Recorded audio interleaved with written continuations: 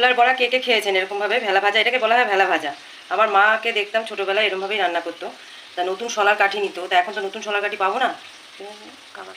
কাবাব stick নিয়ে নিয়েছি, তা ভেঙে নিয়েছি আমি মাঝখান থেকে।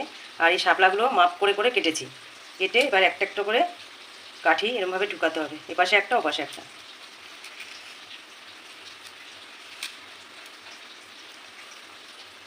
এবার এদিক দিয়ে একটা। শাপলাগুলো একটু মোটা হলে ভালো হয়, সরু হয়ে গেছে।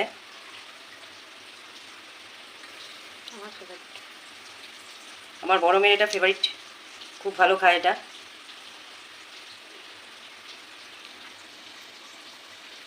এইভাবে প্রত্যেকটা করে নিয়ে আমি দেখাচ্ছি। নিয়ে নিয়েছি 4 চামচি, বড় চামচি 4 চামচি বেসন আর 4 চামচি চালের গুঁড়ো, কালো জিরে, হলুদ,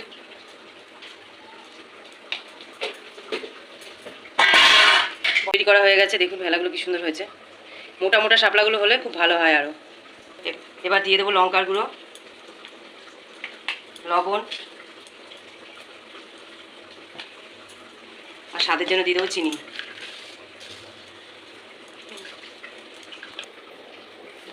এবার পরিমাণ মতন জল দিয়ে আস্তে আস্তে ব্যাটারটা গুলে নিতে হবে।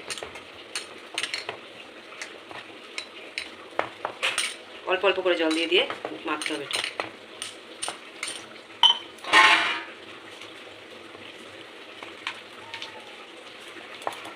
বেশি পাতলা হবে না, একটু ভারী ভারী থাকবে। বেশি পাতলা হলে ওই ভেলাগুলো থেকে গড়িয়ে পড়ে যেতে পারে, তাই একটু ভারী ভারী রাখতে হবে। ফ্রাই প্যানে তেল দিয়ে দিয়েছি, তেলটা ভালো করে গরম হোক, তারপরে ছাড়বে একটা একটা করে ভেলা ভাজা। তেলটা ভালো করে গরম হয়ে গেছে। এবার এই বেসনে আস্তে আস্তে করে চুবিয়ে ভালো করে এবার ছেড়ে দেবো একটা একটা করে।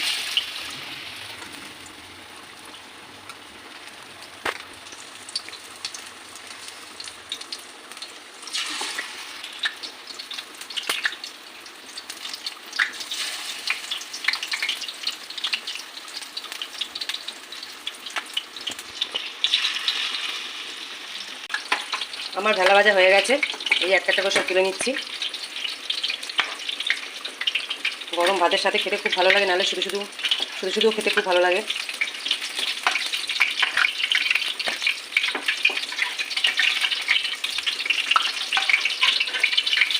এইভাবে আরও কয়েকটা আমি ভেজে তুলে নেব।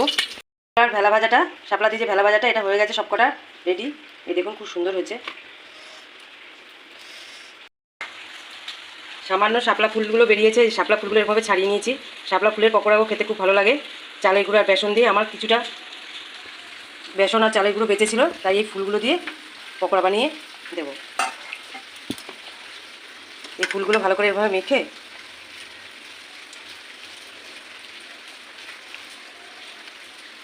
একটা একটা করে ছেড়ে দিতে হবে।